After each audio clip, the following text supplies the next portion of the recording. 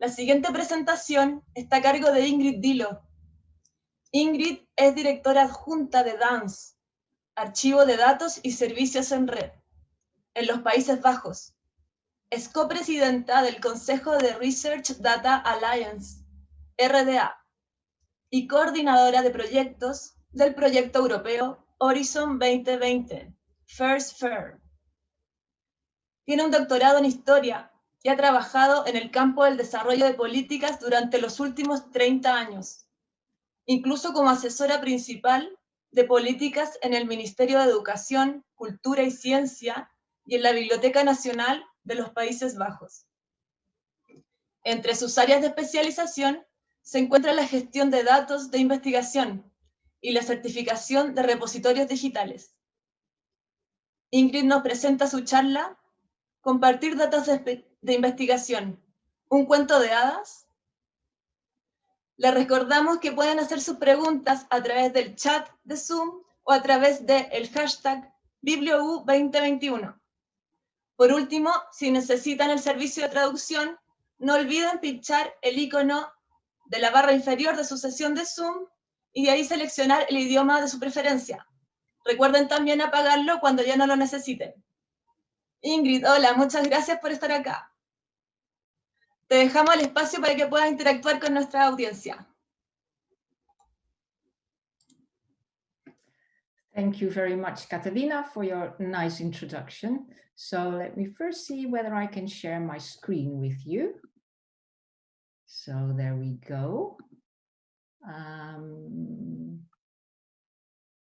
So it should get into presentation mode. There we go. I think we're all set. So good morning, everyone. And thank you very much to the organizers for inviting me today. I'm really honored and excited to speak to you all.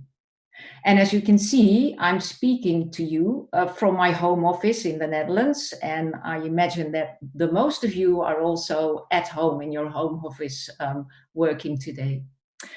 Before I start, I need to apologize and warn those of you who attended the webinar last October of the CIPAL library in Chile, where I spoke about FAIR and Trust.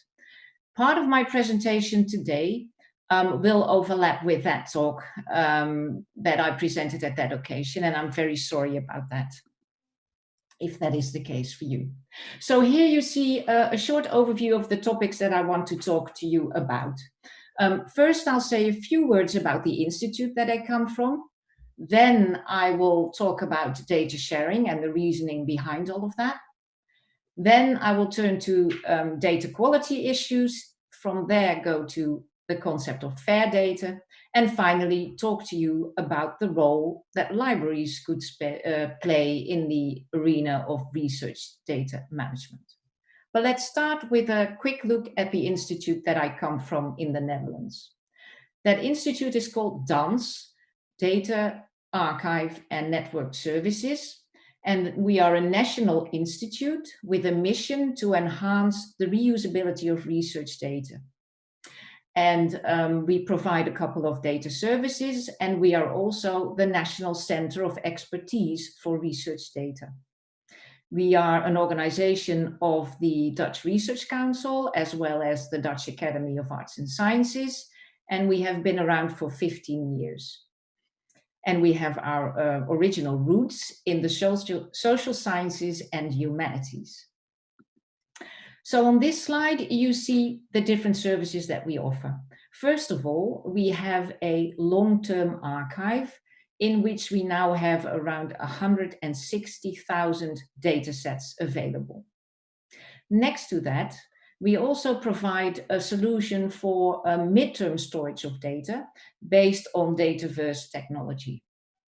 And finally, the third of our technical services is a metadata portal called Narcis. And Narcis holds metadata on all the scholarly information in the Netherlands. So it gives you the metadata of all the publications, data sets, but also researchers, research institutes, and research projects.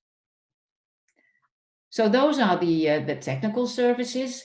And here you see an overview of the data holdings of some of the major repositories around the world, in numbers of data sets. And this is the situation of July 2020. And as you can see, DANS is a good player, and you could say it's really a major international player if you look at the amount of data sets that we have. But next to those technical services, DANS also plays an important role also internationally as a center of expertise in the area of research data management. So we provide training materials and trainings, and we also have a lot of information available for our community, and we also do a lot of consultancy work. We also participate in a lot of European projects around research data and research infrastructure. So that, first of all, as a short introduction on where I come from. Then let's talk about data sharing. Why is that important? Well, I know that in Latin America, open science is widespread. Open science is a goal that is being embraced by many, many funders and policymakers around the globe. And with open science, we of course mean the free exchange of information for the good of science, but just as well for society at large. And here you see some examples from my own country, but also a lot of international organizations have paid a lot of attention and are promoting open science, ranging from the European Commission to the OECD and the United Nations, as you can see on this slide. Now, open science is, of course, all about transparency and about the ease of access for everyone to all the products of science. So within open science, elements like transparent research practices are important, open access publishing, but also I think that data sharing is an aspect that you can consider as a really vital component of realizing open science. So that data sharing is important because it gives you the opportunity to replicate research outcomes and to validate research outcomes.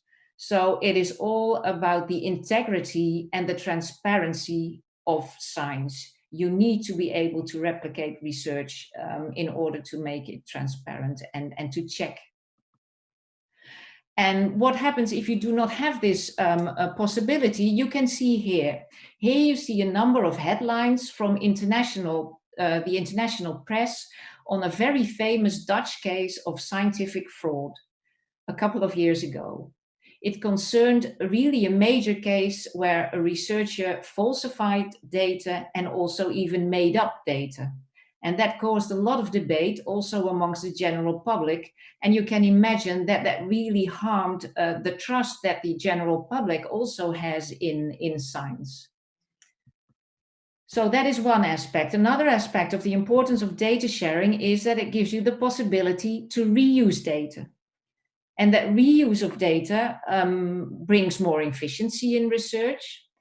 It leads to a bigger return on the public investment that we all do with our tax money in funding research. And it, of course, also advances science because it offers the opportunity to stand on the shoulders of others, to make use of work that others have done before you as a researcher. And I think the current time that we live in emphasizes this importance very much.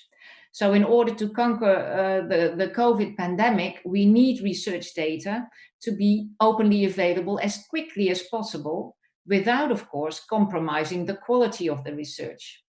So striking the right balance between, openness and rapid having the data rapidly available with the quality of research is vitally important.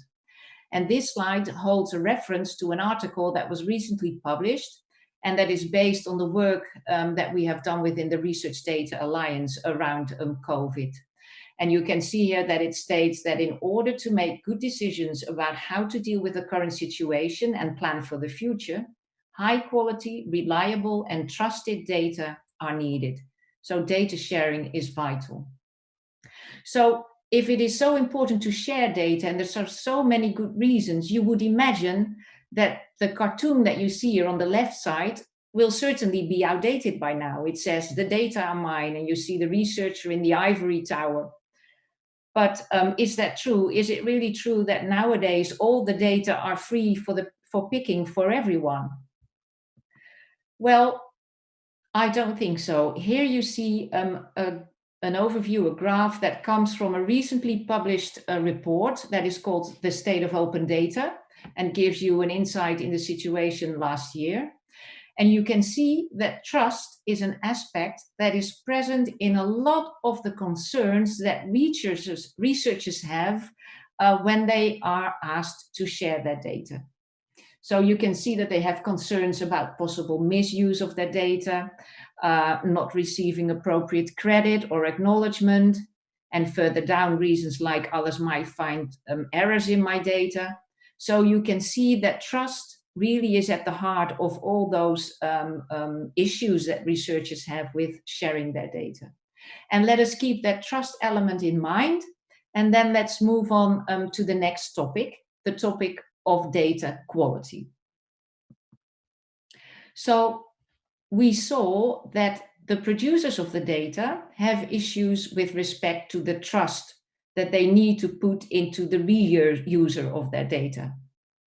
But that same situation counts for the reusers of data sets that were produced by others as well, because they struggle with questions like, where do these data come from? And how were they collected?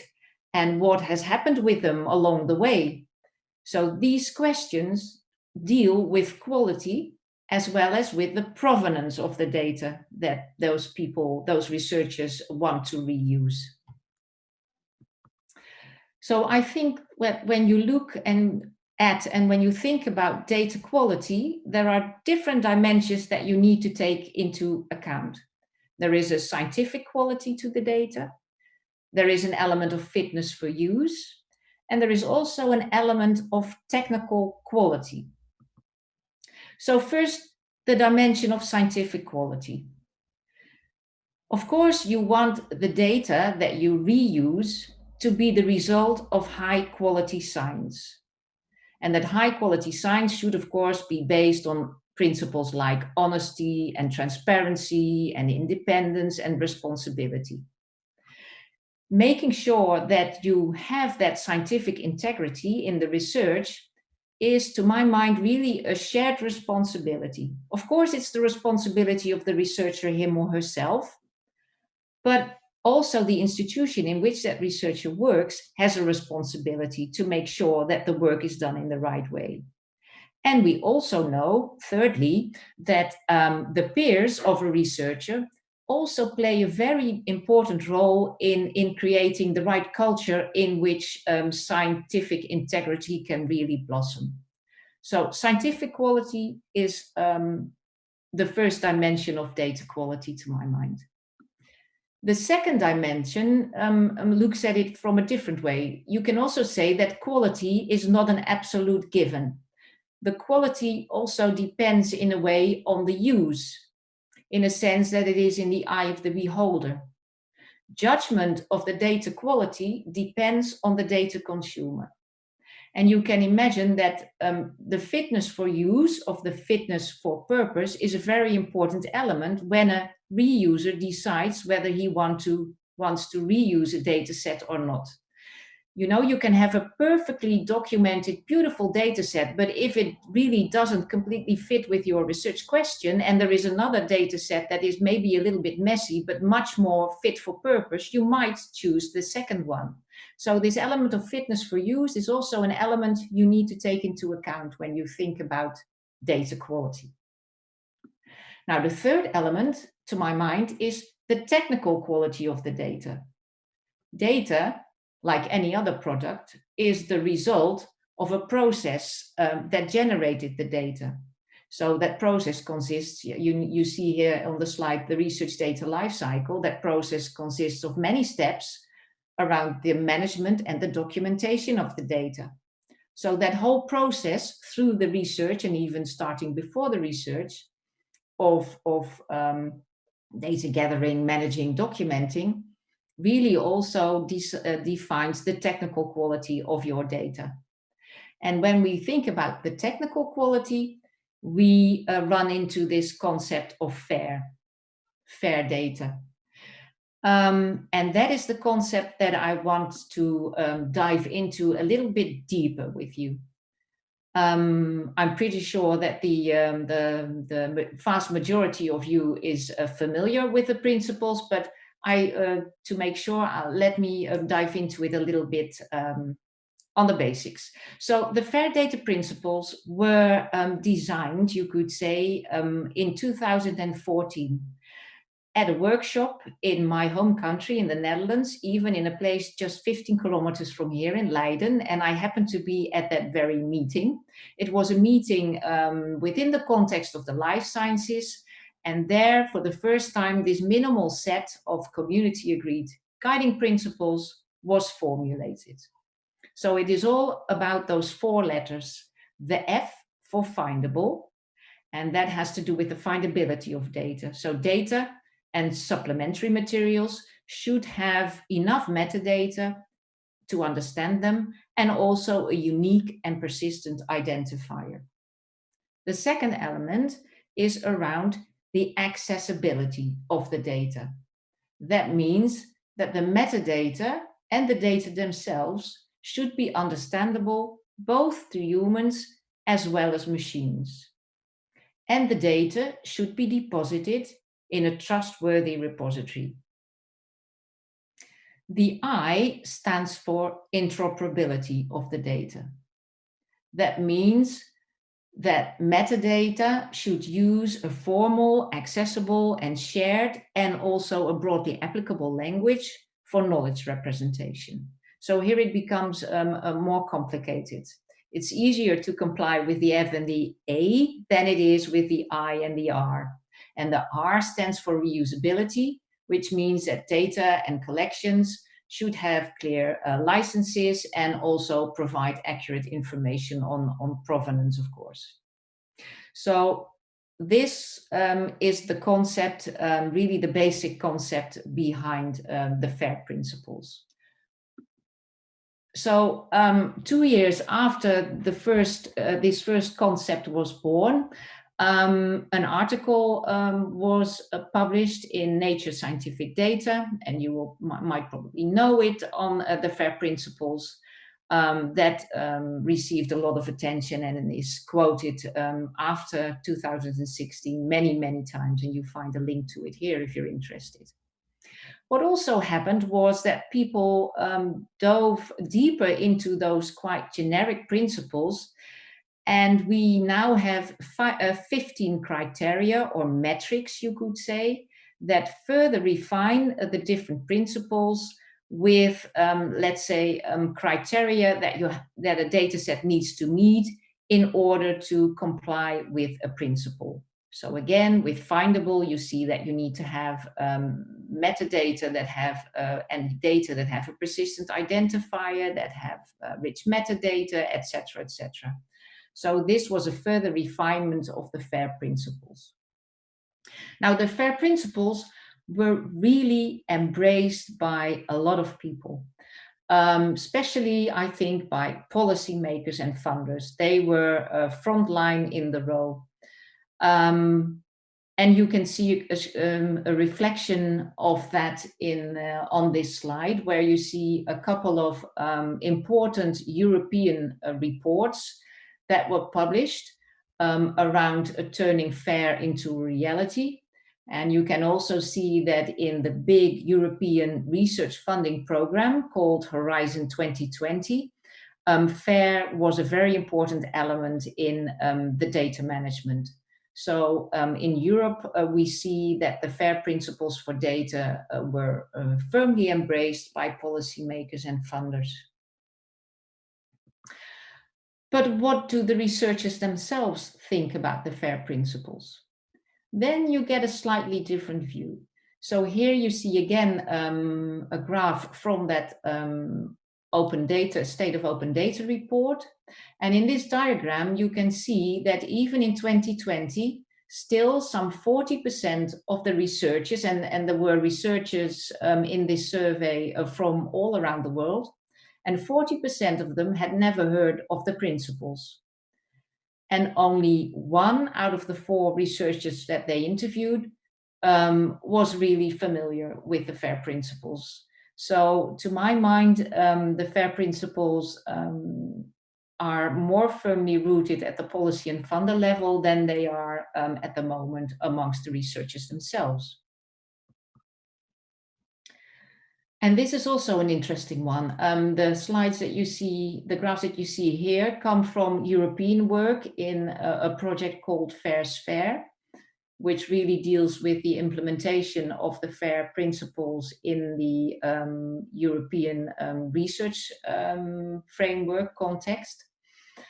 And the graph on the left-hand side shows you that of those researchers who are familiar with the FAIR principles, only 1/3 of them state that their research data management practices are in practice compliant with those FAIR principles.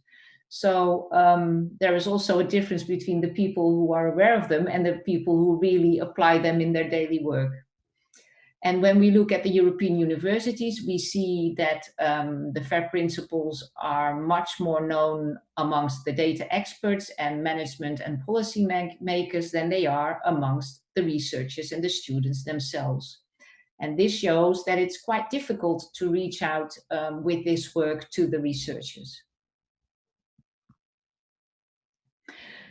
So a little bit more about the concept of FAIR. What does it really mean? Well, first of all, I think that we have seen over the years and around the globe that the principles sometimes cause confusion, and people also interpret them in different ways because they are really high level. For me, I always say that you shouldn't see it as a black and white thing. So I really think we need to approach the FAIR principles as a continuum. You need to, as a researcher, to be as fair as possible with your data set. But sometimes you will not be able to reach 100% fairness according to the metrics, for example, because you deal with sensitive data. It's also important to state that openness and fairness are not the same. An open data set can very well not be completely fair because it has, very little metadata. And a completely fair data set can very well not be open because it contains sensitive information. So the two concepts are different and do not necessarily completely align. And then, of course, it's also the case that open data does not always mean that they are freely available, that they are free of charge. So there still is some confusion there with amongst some researchers, I think. I think FAIR is really a buzzword that has helped us a lot in putting research data management higher on the agenda. But in the end, I also think that to a certain extent, it is, let's say, old wine in new bottles, because I think in essence, it's all about responsible management of your data. Having said that, I would like, as the final topic, to dive in deeper into the role that libraries can play in promoting or working with the FAIR principles. And I would like to give you 5 suggestions on how libraries can get started with the FAIR principles. Now, I believe that libraries have a strong tradition in describing resources, providing access, and also in building collections. And they're also quite well positioned to provide support for the long-term stewardship of digital resources. I believe that building on their specific knowledge and expertise, libraries really should feel confident with the topic of making research data fair. Research libraries should play a key role in research data management. They could support the entire data lifecycle through the provision of knowledge and skills, but also of infrastructure and tools. And I think that with their support for researchers, libraries have an important responsibility to make sure that fair data sharing does not remain a fairy tale, but really becomes a reality. I think libraries are key there. So university libraries should act as a kind of front office for research data management, and that front office should serve the local community of researchers. And what they could provide, for example, is awareness raising around FAIR principles and research data management, training and support, but also tools and services, infrastructure, for example, virtual research environments for data sharing during research. So there are many crucial areas where libraries can play a role. But then, of course, the question is, where do you start? And what I would like to do is to give you a couple of practical suggestions that I have run into in my work. And for that, I'll also lean a little bit on work that is done by LIBER. And LIBER is the European Coalition of Research Libraries. And you see a link to their work on this slide. So the first thing I would like to suggest is that libraries promote the FAIR principles among their local research communities. And one tool that could help is the tool that you see here that comes from the FAIRsFAIR project, which is called FAIRaware. And this tool can help researchers and also data stewards to better understand the FAIR principles. It gives you, it's an online tool, it gives you 10 simple questions that you can answer with a yes or a no. And behind it is a wealth of information and suggestions to make data sets more fair. So this is really a tool that you can use to raise awareness and that researchers can use before they start gathering their data. So here you see one example. If a researcher answers that they find it hard to understand metadata for citation and discovery, here you see a quick snapshot from the tool where it provides then the information, a lot of information about things you need to think about according to this topic. And it also gives you links and suggestions for reading, etc., etc. Another very concrete suggestion of a tool that you could use to raise awareness around the FAIR principles and data management is using one of the many games that are available. So that works as a kind of lightweight introduction to research data management. And here you see one example, the Dance Data game that we developed, available in a hard copy version. That you can get through our dance website. But it's also available as an online game, and you see the link to the YouTube video here. So this is a nice game that gives an impression of the research data landscape, and it was especially produced for the 15th anniversary of our organization.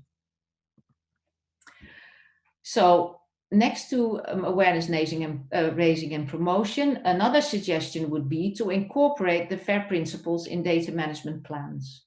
And there is still a world to win there. As you can see on this slide, around 60% of the researchers that were questioned rarely or even never created a data management plan for their research. And this pie chart shows that half of the researchers feel that they need extra training when it comes to writing data management plans. And three aspects seem to be most challenging for researchers. It is the aspect of long-term storage and data management strategies. That's one.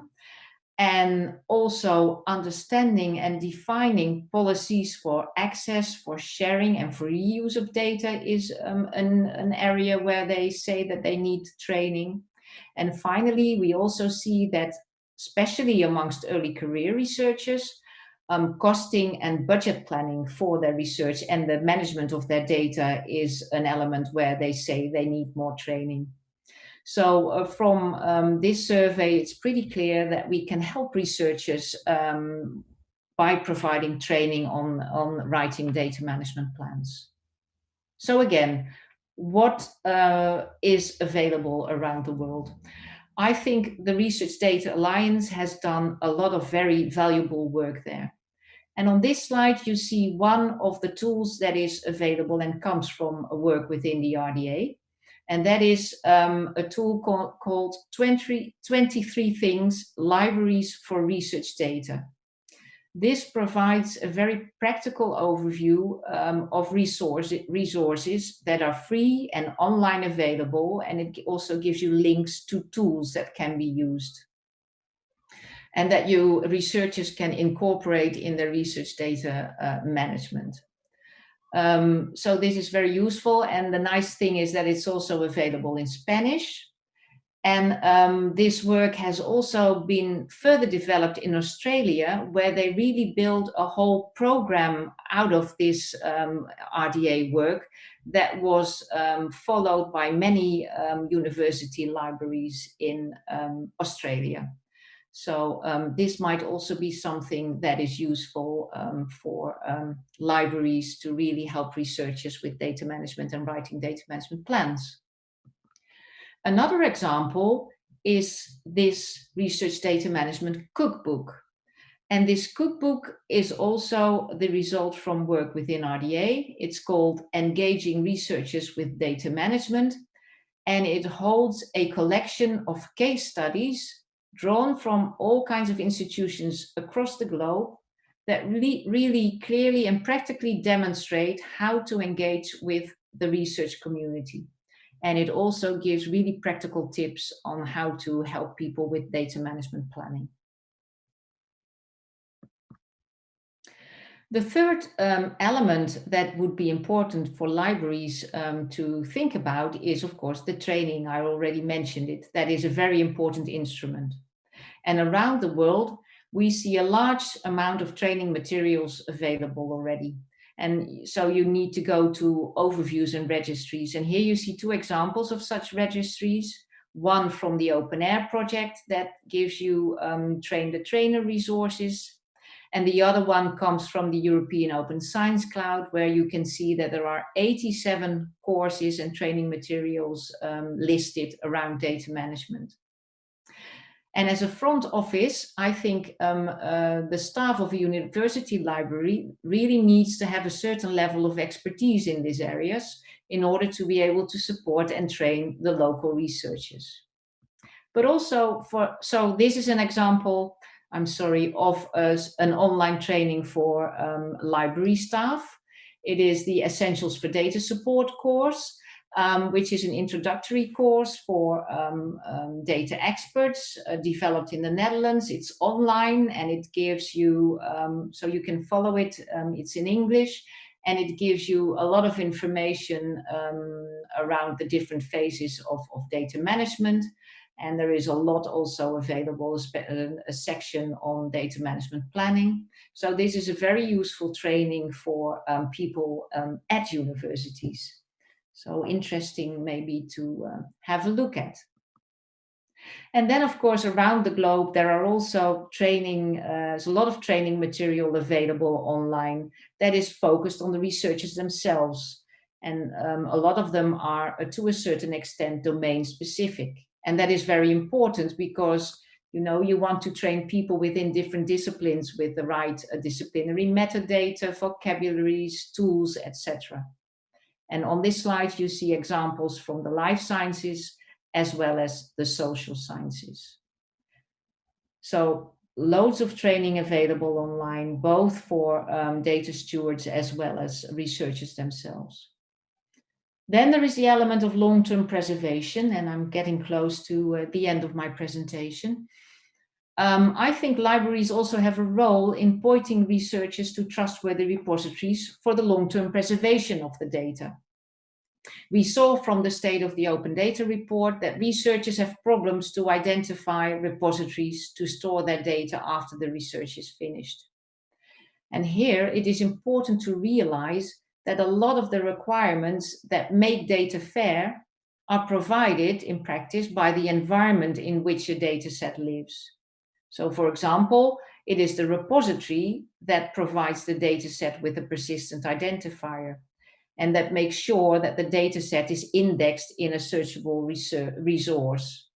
So if a researcher deposits the data in a certified, trustworthy repository, that offers the best guarantee that the data set has a basic level of fairness and will also remain fair over time.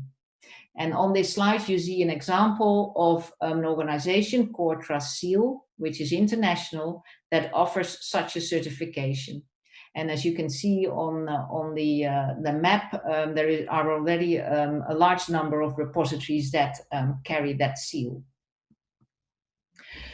Finally, I think, as the last suggestion, it would be good if university libraries would be able to evaluate the data collections at their institution against the FAIR principles. And over the last few years, a lot of work has been done to create tools for such a fair assessment of data. And again, in the European FAIRsFAIR project, we have developed an automated tool for that called the Fuji tool. And you can see here on the slide, I have an example of a COVID-related data set that I ran through the tool. And as you can see on the slide, it gives a result and it says that this data set has a 54% fairness. And you can see that the 4 principles are measured according to certain metrics. And you can also see where that data set failed. And the tool gives you a lot of information on how to improve the technical quality of the data so that you can improve the fairness. But it also is a nice assessment tool for a library or a funder to see what the situation is with respect to the fairness of data sets. So with this, I have come to the end of my talk. And here you see again the suggestions given by LIBE for libraries to get started with the FAIR principles. So I hope that the practical examples and tools that I have shown will help you to promote and also to improve data sharing at your own institutions. And now I'm available for questions. So thank you very much for listening, and I will stop sharing my screen now.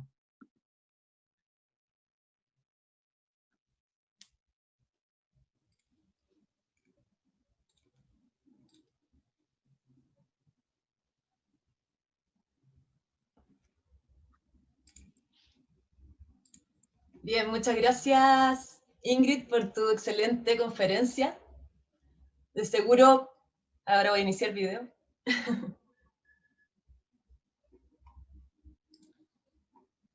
No puedo. Bueno, gracias por tu excelente conferencia. Seguro es un aporte para potenciar nuestro desempeño profesional. Y hay mucha gente que está interesada en hacerte preguntas. Te comento que tenemos participación de toda Latinoamérica y hay más de 700 personas conectadas. Así que hay muchas preguntas y vamos a empezar, vamos a tratar de considerar las que más podamos dentro del tiempo que tenemos. La primera pregunta que te vamos a hacer y que empieza con un comentario es, Ingrid, sobre el rol de las bibliotecas. Dice que deben promover y aplicar los principios FAIR, capacitar a los investigadores, preservar y evaluar los datos científicos. Según tu experiencia, ¿cómo logramos que los bibliotecarios y bibliotecarias asuman un rol más activo en ciencia abierta y datos científicos?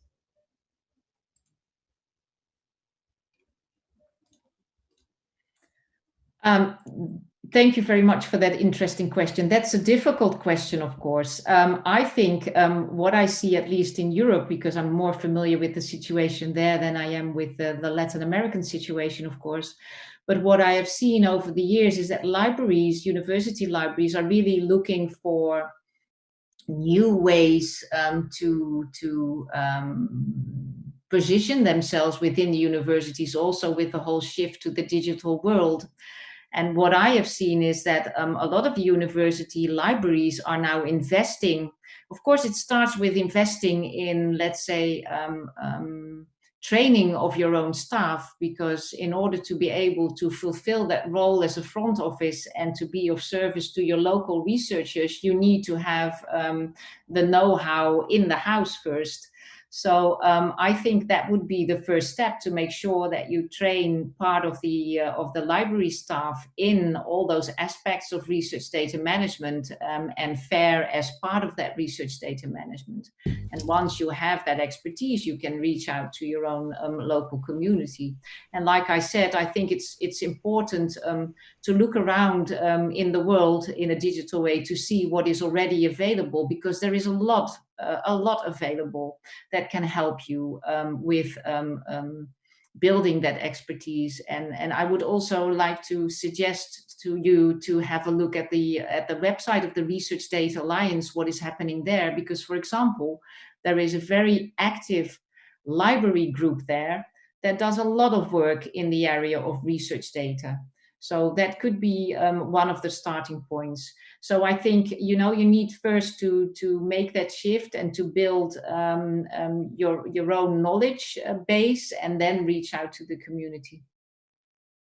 But we could talk for hours about this, because it's really a big topic to catch in a couple of sentences. Thank you.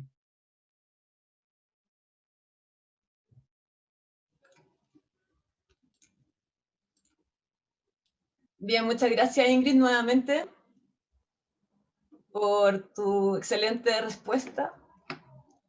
Ahora vamos a la segunda pregunta, realizada por Maribel Alvarado. Ella pregunta: ¿cuáles son los principales elementos de un servicio de gestión de datos de investigación?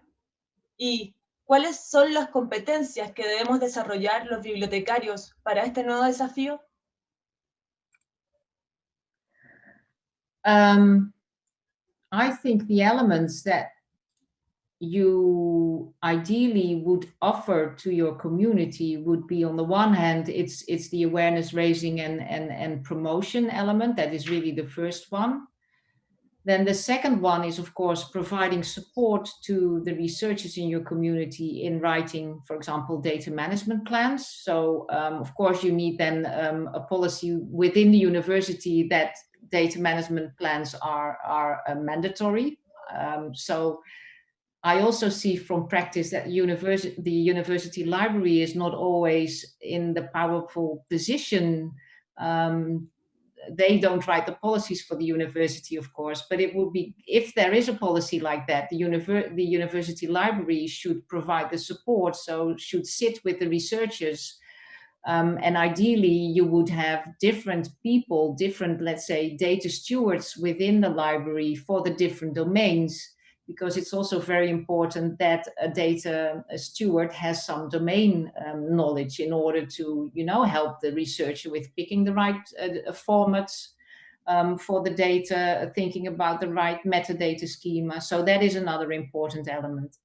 And then on the other side, we're talking about services and tools.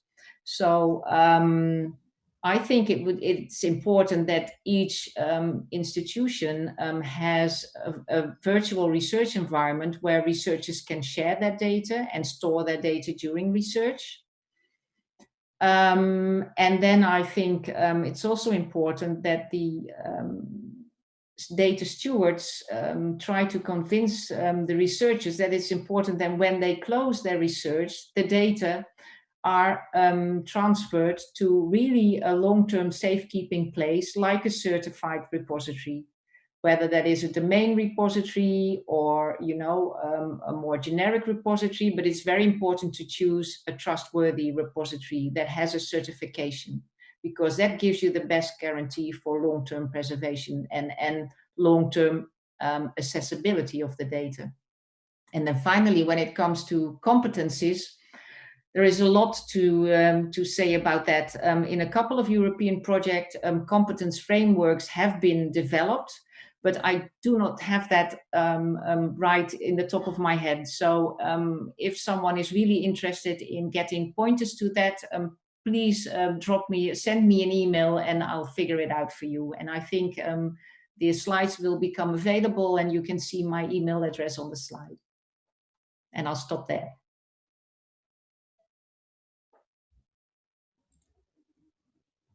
Bien.